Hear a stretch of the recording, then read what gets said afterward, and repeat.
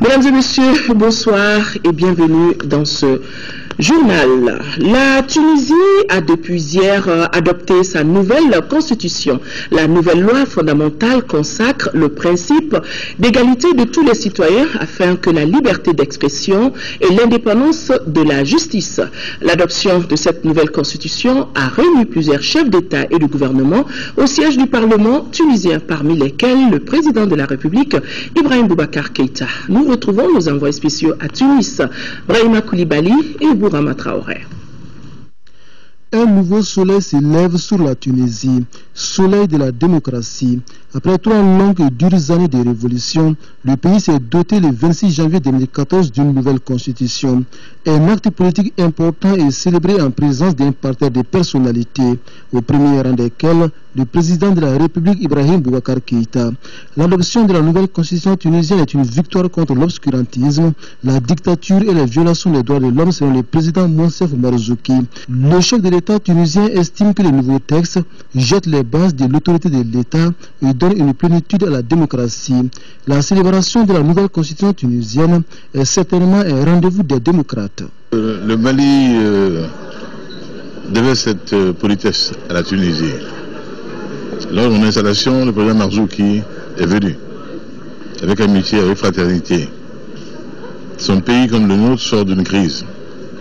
Et nous savons ce que c'est qu'une crise. Je crois qu'il était normal, il était convenable que nous venions à notre tour honorer la Tunisie après l'adoption de sa constitution qui, de l'avis de tous, est une constitution absolument révolutionnaire. Et avec tous les progrès que le peuple tunisien a consacrés dans cette constitution, il y a là vraiment un modèle d'un pays qui se retrouve, d'un pays qui renoue avec sa tradition de progrès, avec son ambition d'être présente au monde avec qualité, engagement et foi. Et c'est pour tout cela qui me tenait à cœur d'être ici à Tunis pour honorer le peuple tunisien, le remercier de son soutien par notre crise à nous et lui dire que nous sommes ensemble. C'est un texte majeur et fruit d'un compromis constitutionnel selon le président français François Hollande. La nouvelle loi fondamentale de la Tunisie consacre le principe d'égalité de tous les citoyens, de séparation des pouvoirs et d'indépendance de la justice. La Constitution garantit également la liberté d'expression et la tradition tunisienne. Autre élément de la nouvelle Constitution tunisienne, le mandat du président de la République est 5 ans renouvelable une seule fois. De quoi confirmer la réussite de la révolution tunisienne. Et c'est la nouvelle Tunisie que nous sommes venus saluer, chers amis. Je suis venu le faire au nom du Mali, à mon nom propre, et vous dire quel bonheur est le nôtre aujourd'hui d'être avec vous. Quand l'ami connaît un moment de fierté nationale, de communion nationale, on doit être à ses côtés. Nous sommes donc venus ici avec bonheur et vous dire également que nous formulons des vœux chaleureux pour que cette nouvelle Tunisie atteigne son ambition de présence au monde de qualité, ainsi que nous l'avons habitué. Pays de progrès, pays de culture. C'est ici en Tunisie que le printemps arabe est né et c'est ici également que le vent de la démocratie souffle désormais. De quoi servir d'exemple et surtout de référence à d'autres pays du continent. Le président de la République a profité de son séjour pour rencontrer les Maliens vivant en Tunisie. Les échanges ont porté sur la situation dans notre pays, notamment la sécurité, l'économie et la réconciliation nationale. Ibrahim Boubacar Keïta a invité ses compatriotes à une synergie d'action pour préserver l'unité et l'intégrité territoriale du Mali. Nous retrouvons nos envoyés spéciaux. Le président de la République, Ibrahim Boubacar Keïta, respecte une tradition, celle d'aller à la rencontre des Maliens vivant en Tunisie. Et c'est à la résidence de l'ambassadeur du Mali à Tunis que s'est déroulée la rencontre intermalienne. Le chef de l'État s'est entretenu avec ses compatriotes sur certaines préoccupations du moment. À l'île de Mire, la situation sécuritaire au nord du Mali, particulièrement à Kidal. Sur cette question précise, la position du président Ibrahim Boubacar Keïta reste inchangée. L'unité et l'intégrité du Mali ne sont pas négociables. Les Maliens n'ont pas élu moi pour que je vienne inaugurer les chrysanthèmes. Les Maliens m'ont élu pour que je vienne avec dignité, avec honneur, dire le Mali. Et ça, je le fais et je le ferai sans complexe partout. Sûr de mon droit, sûr du droit de mon pays. Je pense que vraiment le temps est venu pour que notre pays soit remis dans son droit, qui est que son intégrité territoriale ne souffre d'aucune espèce d'amputation. Et il n'y en aura pas, Inch'Allah. Outre la sécurité, le chef de l'État a assuré ses compatriotes de sa ferme volonté de redresser l'économie malienne, ce qui passe selon lui par la lutte contre la corruption et la délinquance financière. Pour le président Ibeka, il faut arrêter cette hémorragie qui retarde tout processus de développement. Dans le domaine économique, je vous ai dit le prix que j'accorde à la bonne gestion économique. J'ai dit que tout le monde du gouvernement qui va s'amuser à se croire malin et à mettre comme ça, il partira avec ça. Aussi sec, qui qu'il soit, qui qu'elle soit. Nous ne sommes pas venus pour ça. Nous sommes venus pour faire autrement. Je ne surprendrai personne. Je dis comment il va falloir faire.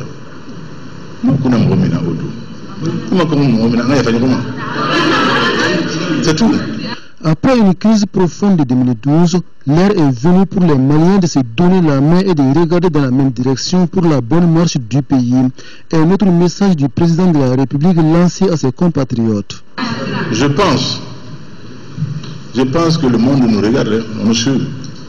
Ah, ces gens-là, d'accord, ils veulent afficher leur souveraineté, leur indépendance, leur truc. Ben, on va les voir à l'œuvre. On nous verra à l'œuvre. Et brillamment, Inch'Allah. Nous ne faillirons pas. Nous n'avons pas le droit de le faire. Tant nous avons cette jeunesse fabuleuse qui croit en le Mali. Ce n'est pas pour le Mali. Et qui veut être du monde de demain. Pas de manière mièvre, rasant les murs, mais à la manière des gens de dignité, debout dans le vent, fiers, allant tout droit, n'ont pas le droit de mériter. Les jeunes, je vous dis, battez-vous pour le Mali de demain. Cette rencontre du président de la République a été appréciée par les Maliens vivant en Tunisie. Nos compatriotes entendent soutenir le chef de l'État dans son combat pour un nouveau Mali, un Mali de paix, sécurisé et réconcilié avec lui-même.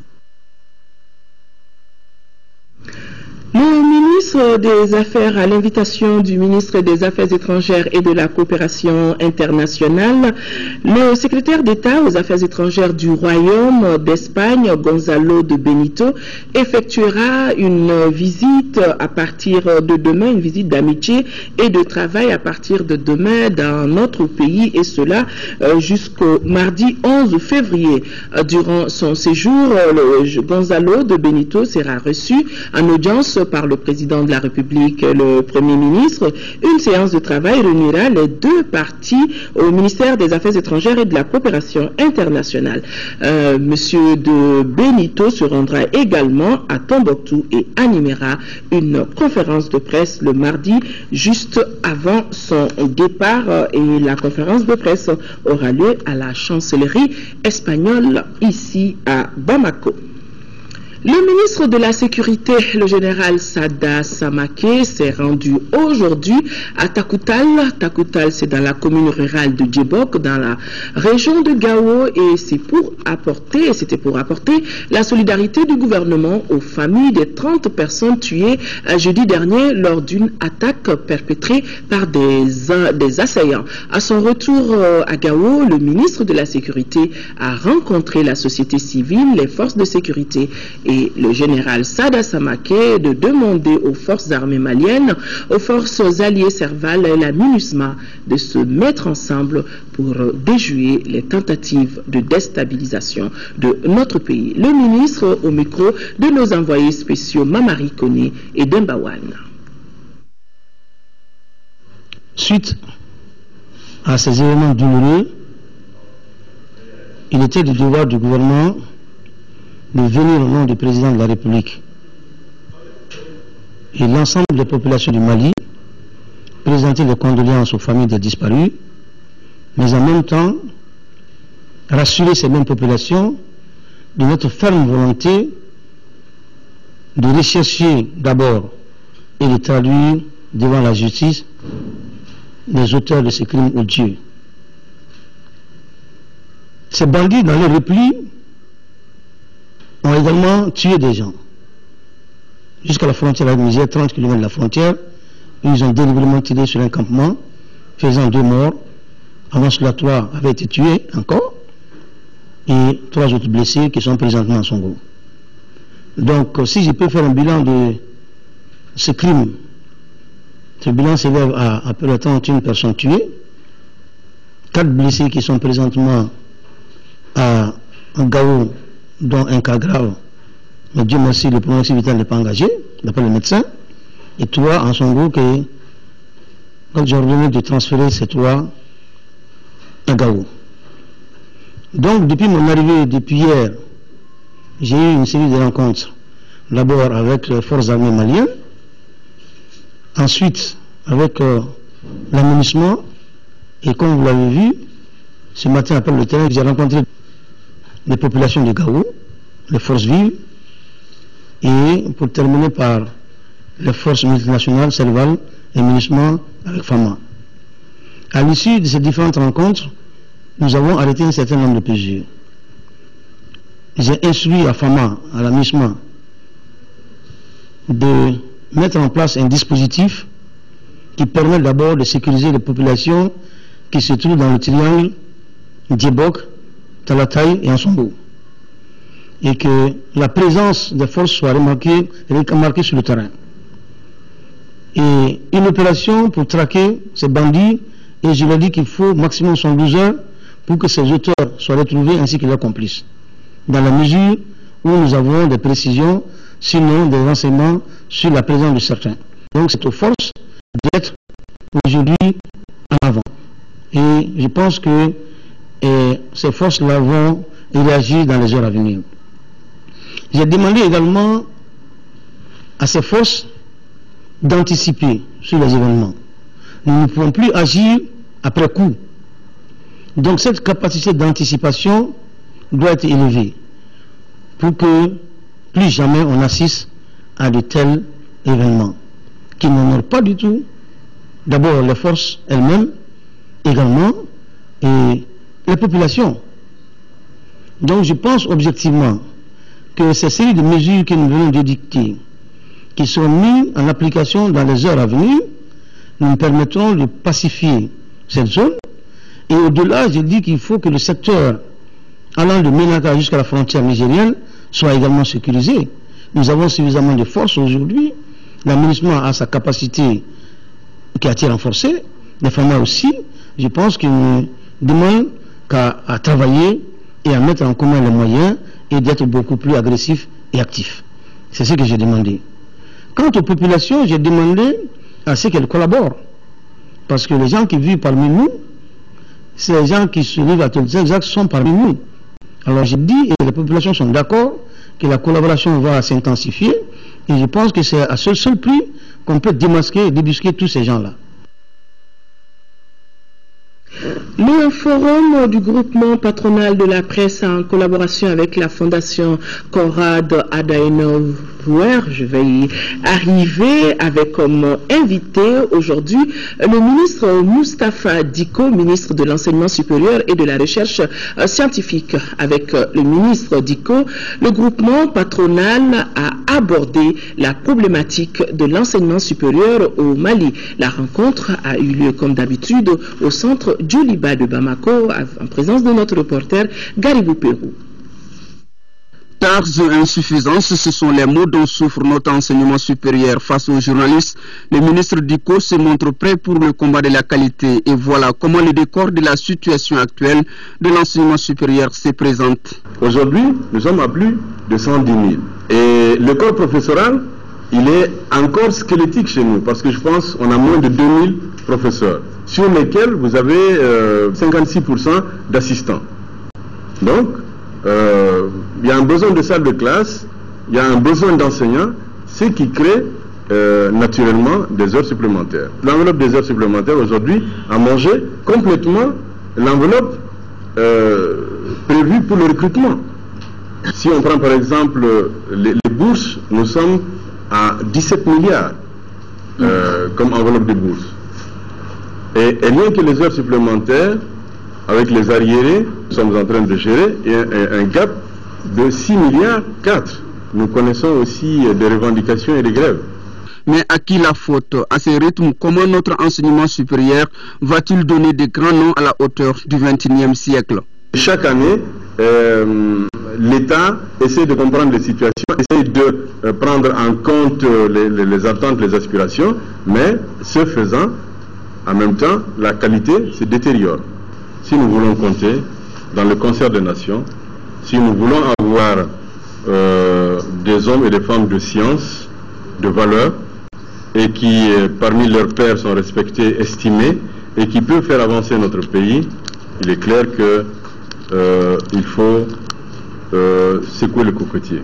Voilà les derniers développements de l'enseignement supérieur, le secteur qui forme les ressources humaines de notre pays.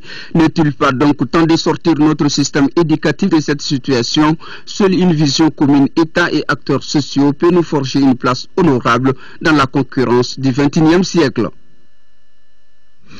Dans le souci de donner aux Bamakois un cadre de vie acceptable, le ministre de l'Urbanisme et de la politique de la ville était hier à Bakaribougou. Dans ce quartier populaire, les échanges ont permis au ministre Moussa Mara de s'imprégner des préoccupations urgentes des populations, nous dit Mamourou Sidibé. Le ministre de l'Urbanisme et de la politique de la ville, sitôt arrivé à Bakaribougou en commune 2, s'est prêté aux doléances des populations. En écoutant les différents intervenants, il s'est rendu vite compte que ce quartier populaire a du mal à se donner un cadre de vie digne de ce nom. Caniveau étroit et obstrué, manque de dépôts de transit, d'adduction d'eau, rues impraticables en saison hivernale et occupées anarchiquement, la liste est longue. C'est une innovation en soi qui parle de la population et qui veut que la population elle-même s'exprime, elle-même participe ou sinon améliore sa propre condition de vie. Je pense qu'il n'y a rien de tel.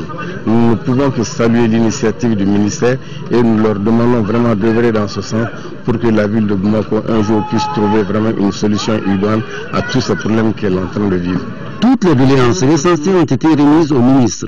Au niveau du ministère, nous apprécions dans le cadre de la politique de la ville ce qui peut être fait urgemment pour essayer de résorber un peu les difficultés dans ces quartiers qui sont très défavorisés en termes d'accès aux services de base et que de concert avec la mairie, de concert avec les autres départements, on puisse mettre en œuvre ces initiatives avec la participation des populations. Cette visite sur les populations permet aux décideurs de s'imprégner des préoccupations des populations en vue d'amorcer le processus de la vraie urbanisation de la ville de Bamako.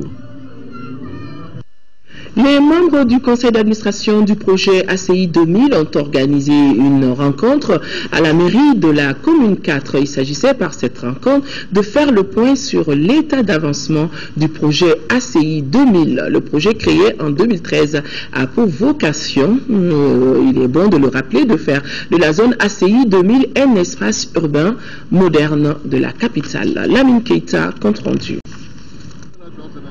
La zone ACI 2000 est confrontée à un certain nombre de problèmes que sont entre autres l'assainissement des artères principales, la dégradation des espaces verts, l'aménagement des réseaux électriques, la sécurité. C'est pour résoudre ces problèmes que le projet ACI 2000 a été créé en 2013. Il ambitionne de faire de la zone un espace urbain moderne de la ville de Bamako. Nous avons aussi discuté des activités concernant, disons, le financement de l'EPA. L'EPA se porte bien parce que nous avons quand même pu mettre en place, disons, une direction, et il y a un directeur administratif qui doit gérer le projet. La zone ACI 2000 présente beaucoup de parcelles non viabilisées qui servent de dépôts anarchiques pour les GIE de ramassage d'ordures. Nous sommes confrontés au problème de l'informel qui fait que les gens ils prennent les ordures dans les ménages et ils déversent dans l'ACI. Et cela parce qu'il y a des espaces non occupés dans l'ACI. Ces espaces non occupés aussi posent des problèmes, disons, pour la gestion de l'espace ACI, parce qu'il y a des gens qui ont payé des parcelles dans l'ACI, des parcelles qui ne sont pas mises, disons, en valeur, c'est-à-dire des espaces qui ne sont pas construits, et ça profite, disons, aux informels qui viennent déposer les ordures dans l'ACI 2000. Premier établissement public à caractère administratif au Mali, Le projet ACIDIL est financé par la collectivité, les habitants de la zone et l'État du Mali. Le Conseil fédéral national de la Tariqa Tidjania a initié une journée internationale sur le thème de la réconciliation nationale. Prenant part à cette journée, les représentants du Royaume du Maroc, de la Côte d'Ivoire, de la Mauritanie et les représentants des confréries et associations islamiques. Comme on pouvait s'y attendre, c'était sous la présidence du ministre des Affaires religieuses et du culte, Ibrahima Tchokari, compte rendu.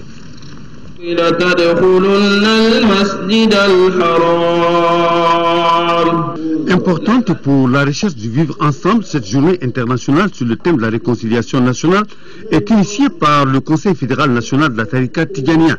Cette journée est un espace de diffusion et d'appropriation de la réconciliation et les 52 califats en conclave s'engagent à véhiculer les messages qui en sortiront. L'homme doit se réconcilier avec lui-même, avec son soi. Parce que le Tidjania, c'est la guerre contre le soi, moi. Celui qui arrive à se combattre son soi doit être un homme patient, un homme très bon, un homme qui aime son prochain. Le Mali est un pays pluriel dans sa foi religieuse et cela doit nous guider vers la paix et la réconciliation nationale. Il est temps que le Mali assume, que le peuple malien assume son islamité dans le respect des droits à la différence. Et donc, cela nous oblige à la paix. Cela nous oblige à la réconciliation, la paix avec soi-même, la paix avec son voisin, quel qu'il soit. Donc, la paix ensemble de la communauté, à l'image de cette cité-État que le prophète Rasulullah a créée à Médine. C'est en tout cas pour la première fois que les adeptes de la Tariqa Tidjania se retrouvent et se concertent sur le sujet. Les résultats de cette journée, avec la contribution des représentants du royaume chérifien, de la Côte d'Ivoire et de la Mauritanie, seront une contribution du Conseil fédéral national de la Tariqa Tidjania à la réconciliation des cœurs et des esprits au Mali. Restons avec le ministre en charge des affaires religieuses et du culte. Le ministre Diallo rentre d'un voyage qu'il avait effectué en Arabie Saoudite avec ce mémorandum de 13 points visant l'amélioration des conditions du Hajj présenté par le Mali en Arabie Saoudite. Et le ministre a eu à obtenir des garanties de la part de ses interlocuteurs du maintien du quota de 9000 pèlerins pour notre pays, garantie qui lui a été donnée par les autorités saoudiennes. Nous écoutons le ministre en charge des affaires religieuses et du culte au micro de Noumoum Sissoko. Cette mission m'a permis de rencontrer le ministre saoudien du pèlerinage qui a montré toute sa disponibilité. D'un mémorandum dont je devrais défendre un certain élément, notamment 13 points. Je peux vous assurer que l'ensemble des points ont été acceptés, et parmi lesquels surtout le maintien du nombre de pèlerins en 9000, le regroupement des pèlerins maliens sur un même site, l'atterrissage des avions des pèlerins maliens à Médine pour éviter moins de mouvements entre Jeddah et la Mecque et puis Médine. Alors donc, tout un ensemble d'éléments acceptés et qui font que d'ailleurs, en tant que ministre délégué aux affaires religieuses, l'on se pose la question, est-ce que ce n'est pas de notre côté plutôt qu'il y avait des problèmes et qu'il faille aller à résoudre ces problèmes, parce qu'il n'est pas acceptable, je vous le dis franchement, que l'on débourse autant de millions pour aller à la recherche de la purification spirituelle et que l'on souffre. Ce n'est pas normal, ce n'est pas admissible, et donc l'État prendra toutes ses responsabilités. C'est une instruction du président de la République. Faire de sorte à ce que les pèlerins aillent dans des conditions les plus acceptables pour faire leur pèlerinage dans la plus grande dignité et pour vraiment dans le salut. Je crois qu'il faut comprendre que le pèlerinage, ce n'est plus d'il y a 30, 40 ans, 20 ans, non. Aujourd'hui, il faudrait que le pèlerin futur soit informé à temps, que nos structures prennent le temps de les former, que les structures de santé prennent le sérieux des diagnostics. Et donc, quand les gens vont dans ces conditions, le problème ne se pose pas. Ce n'est pas concevable que des hommes et des femmes qui doivent accompagner les pèlerins soient eux-mêmes en pèlerinage. Alors voilà, on ne peut pas suivre de lièvre à la fois. c'est des hommes et des femmes qui vont à la recherche de Dieu, qui déboursent de l'argent. Alors donc il était nécessaire et obligatoire que nous fassions des résultats et surtout des satisfactions. C'est Adama Yoro Diakité qui a été élu à la tête du syndicat libre de la magistrature, et cela pour un mandat de 3 ans. C'était à l'occasion de la 2e convention ordinaire du syndicat, convention qui s'est tenue ici aujourd'hui à Bamako. Et pendant cette 2e convention, les participants ont examiné et adopté les rapports d'activité et financiers du mandat et les Moussa Fane compte rendu. Au terme des travaux de cette 2e convention, les participants ont mis en place un nouveau bureau de 21 membres. C'est Adama Yoro Sidibé qui est désormais à la tête du syndicat libre de la magistrature, Silima. Il succède ainsi à Amey Fune Mahal Madan. Conduire aujourd'hui un mouvement syndical des magistrats dans le contexte dans lequel nous sommes n'est pas aisé. Quant aux actions de revendication, le syndicat est là et on va le faire en toute responsabilité, sans passion, sans extrémisme, mais en toute responsabilité et de façon très ferme. Le secrétaire général du ministère de la Justice a reçu les hommes de droit de l'accompagnement du département. Il a également été les syndicalistes à plus de cohésion. Les magistrats que vous êtes et que nous sommes devront prendre conscience de la place prééminente que nous occupons au sein de cette justice. Les critiques récurrentes à l'encontre de la famille judiciaire doivent nous interpeller tous et nous inviter à changer de comportement. À l'issue de la 2e convention du syndicat libre de la magistrature, les participants ont choisi Amey Fune Mahal Madan comme président d'honneur du bureau. L'actualité hors de nos frontières, logement à coût réduit pour les Sénégalais. La mesure a été décidée, on le rappelle, il y a quelque temps par le gouvernement du Sénégal, et depuis le 1er février, la mesure est entrée en vigueur, mesure qui parle de la baisse du prix du loyer, une baisse qui est bien appréciée par nos voisins du Sénégal. C'est désormais chose faite, la baisse du loyer est effective au Sénégal depuis ce début du mois de février. Nous sommes à Grand Yoff, un quartier populaire de Dakar. Dans ce quartier à forte densité de locataires, la baisse du loyer est naturellement bien accueillie par les populations. Maintenant, nous rendons grâce à Dieu car le loyer était une lourde charge. Nous n'arrivions même pas à avoir 3 repas quotidiens tellement la location était chère. Maintenant, ce n'est plus qu'un mauvais souvenir. Face à une hausse jugée trop élevée, le gouvernement sénégalais a décidé de baisser le prix du loyer à travers le vote d'une loi le 15 janvier dernier. La baisse varie de 29% pour les petites bourses, 14% pour la classe moyenne et 4% pour le haut de gamme. Une baisse raisonnable selon le représentant des associations des consommateurs qui se battaient pour cette décision. L'État avait fait une enquête et on s'était rendu compte que 91,5% des bailleurs n'avaient pas fixé le prix du loyer sur la base du coût du ciment ou du coût de revient de la maison.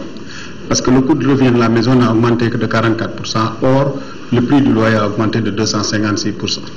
Donc les bailleurs, en fait, en le sachant ou en ne le sachant pas, pratiquaient des prix qui étaient vraiment trop élevés. Du côté des bailleurs, cette pilule prescrite par l'État a du mal à passer. Gandou est le propriétaire de cette maison. Selon lui, la loi va léser certains comme lui qui n'ont jamais abusé dans la fixation des tarifs du loyer. Je trouve que la baisse ne devrait pas être applicable à tous les bailleurs. Quand on loue une pièce de 4 mètres carrés à 25 000 francs CFA, je pense que c'est raisonnable. En une décennie, le prix du loyer a augmenté de 200% au Sénégal, plus particulièrement à Dakar. À plusieurs reprises, l'État a annoncé une baisse du loyer sans succès. À présent, le reste de l'actualité à travers le monde, avec des violences en Bosnie, en Turquie, l'histoire d'un pirate de l'air, et en Espagne, la fille du roi a comparu devant le tribunal. La Bosnie s'est réveillée samedi sous le choc avec des ruines fumantes de bâtiments officiels au lendemain d'émeutes contre la pauvreté dans plusieurs villes du pays.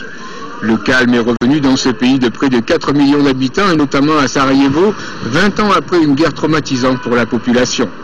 Le mouvement est parti de Tulsa, la plus importante ville industrielle de Bosnie, où des milliers de personnes ont été ruinées à la suite de processus de privatisation.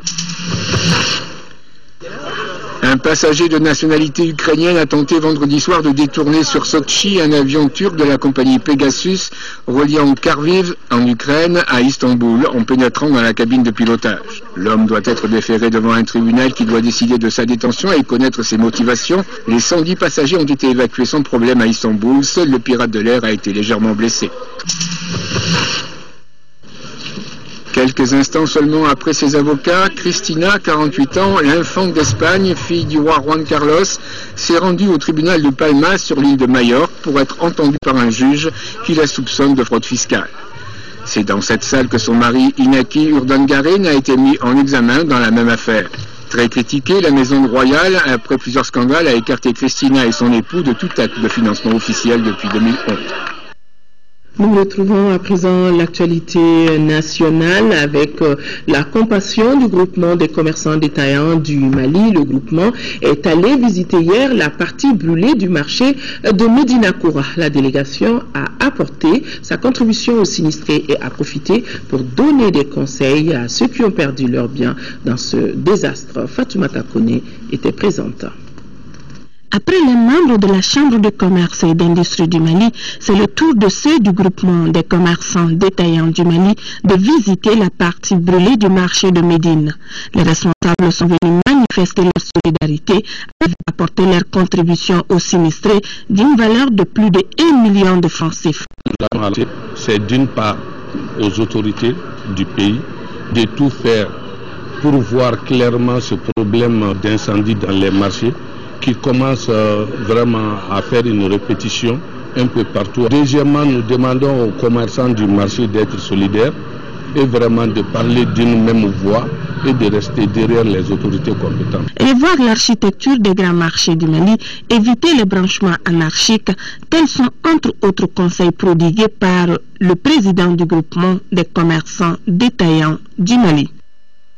Élan de générosité de l'Association pour le développement intégré du Mali qui vient de faire don de fournitures et de matériel de santé d'une valeur de plus de 20 millions de francs CFA pour les déplacés du Nord. Et cela dans le cadre d'une opération d'urgence au secours des déplacés. Nous retrouvons le compte-rendu de Adama Koulibaly.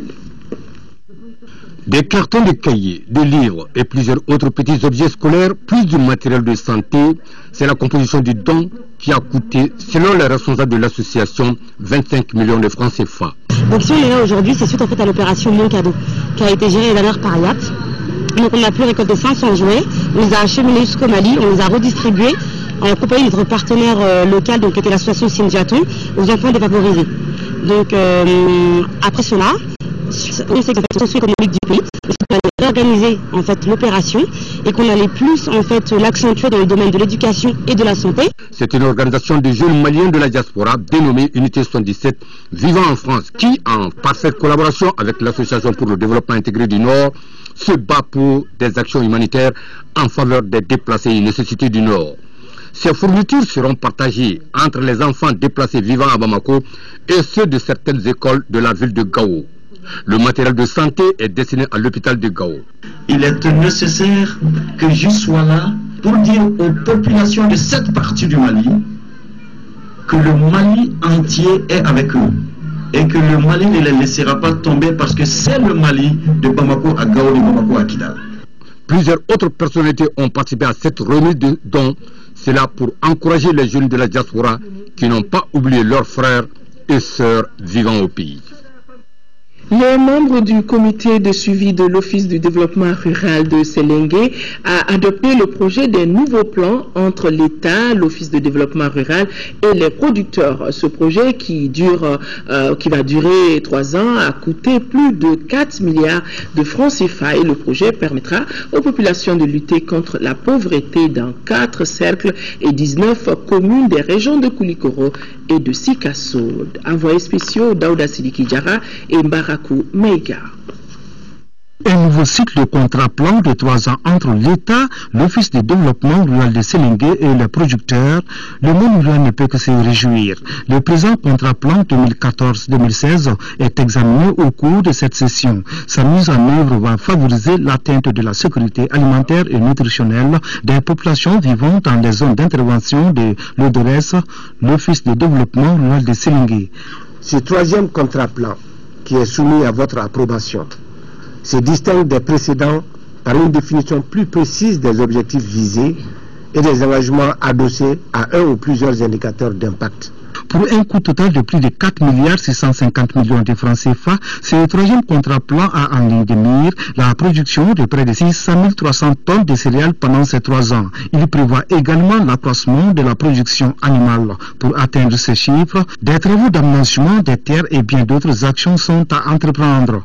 Cette nouvelle vision projette l'aménagement en maîtrise totale de 1984 hectares, la réhabilitation du périmètre aval de Sélingué, la réalisation de l'étude de faisabilité de 8 plaines totalisant 6580 hectares, l'actualisation des études d'aménagement des plaines, la construction de la piste Yorobougoula-Nala sur 35 km, l'exécution des travaux de renforcement des 60 km de la piste Sélingué-Malinkoura, la promotion de la culture du manioc, la diffusion du maïs hybride et l'utilisation de la fumure organique par les producteurs. Après 6 heures de débat, le projet de contrat-plan a été adopté par les membres du comité de suivi. Aussi, ils ont adopté le procès verbal de leur deuxième réunion de 2010 et les rapports d'évaluation du contrat-plan 2010-2012. La visite du nouveau bâtiment de la direction de l'ODRS a mis fin aux travaux de cette première session.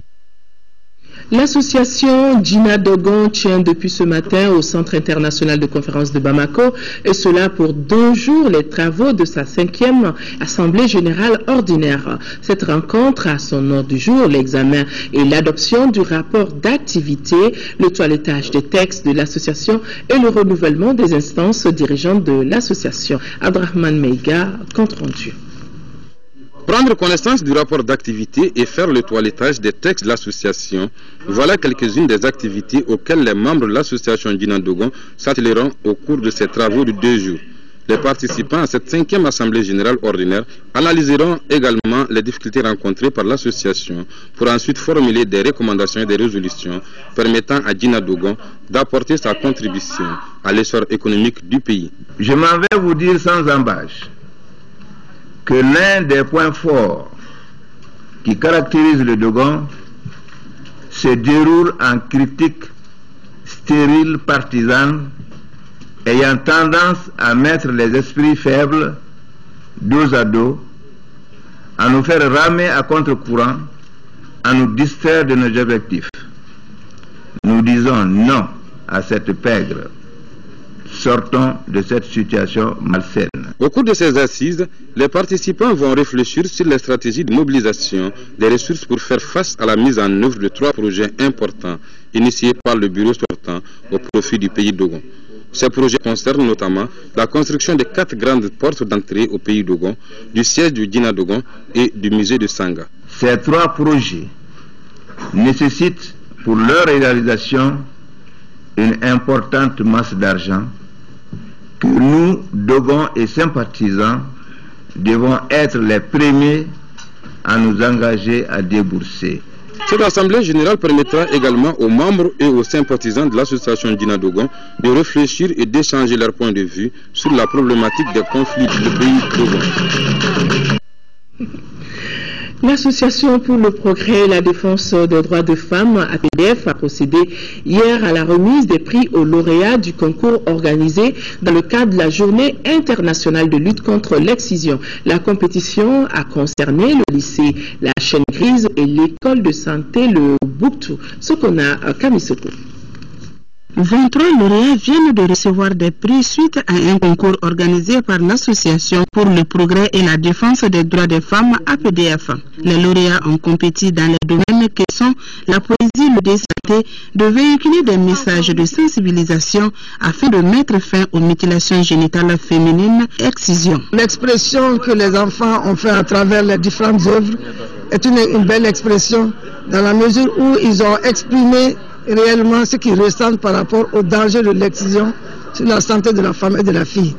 Donc pour la PDF, il est important que le 6 février soit célébré, pas en termes de célébration joyeuse, mais en termes de méditation. Les deux établissements qui ont participé à ce concours sont des écoles partenaires de l'APDF. Il s'agit du lycée La Chaîne Grise et l'école de santé Le Bouktou. Allons à présent à Ségou pour parler du festival sur le Niger.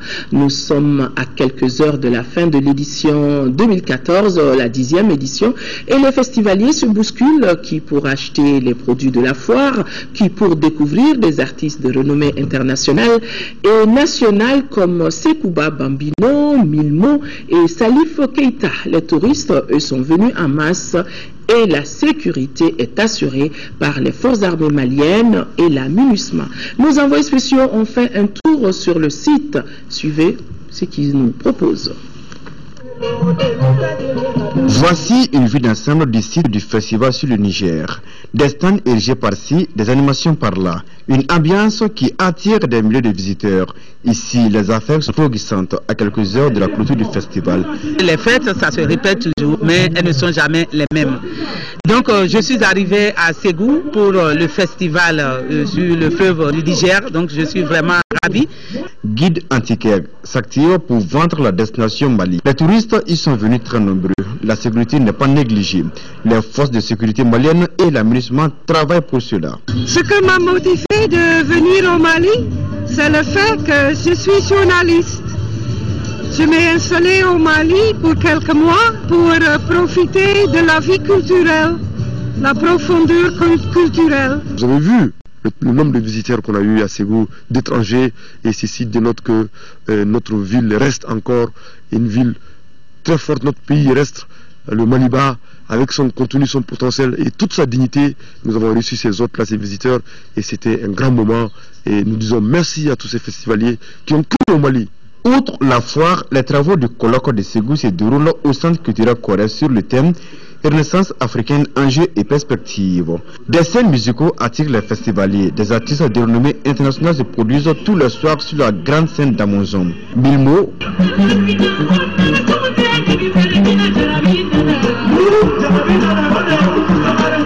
Sekouba Bambino,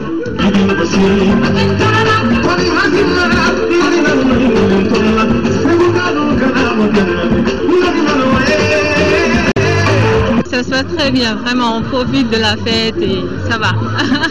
C'est merveilleux, c'est incroyable. Les émotions, l'espoir des gens, la solidarité, l'unité, la paix.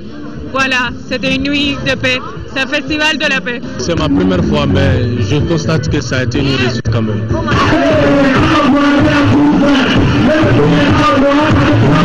On a donc chanté, dansé pour l'unité du Mali.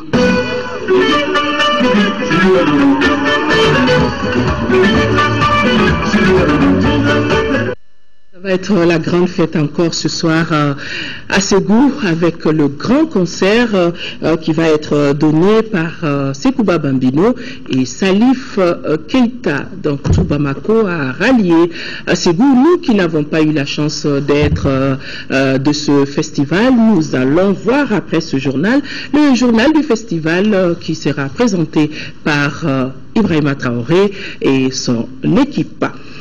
Tour préliminaire de la Ligue des Champions, l'AS Real a fait match nul face aux forces armées royales de Rabat à 2-2. Les Marocains qui ont été menés 0-2 pendant une bonne partie du match ont égalisé dans les derniers instants du jeu. Quant au stade malien de Bamako, il a été battu 2-3 par le Sporting de Praia de Sao Tomé et Principe. Le SOB jouera demain dimanche à Tunis contre Al-Ali de Tripoli au compte des préliminaires de la Coupe de la Confédération. Les matchs retour sont prévus dans une semaine. Information qui nous a été donnée par le desk sport Khalifa Nama Traoré. Voilà, mesdames et messieurs, c'est donc tout pour ce journal.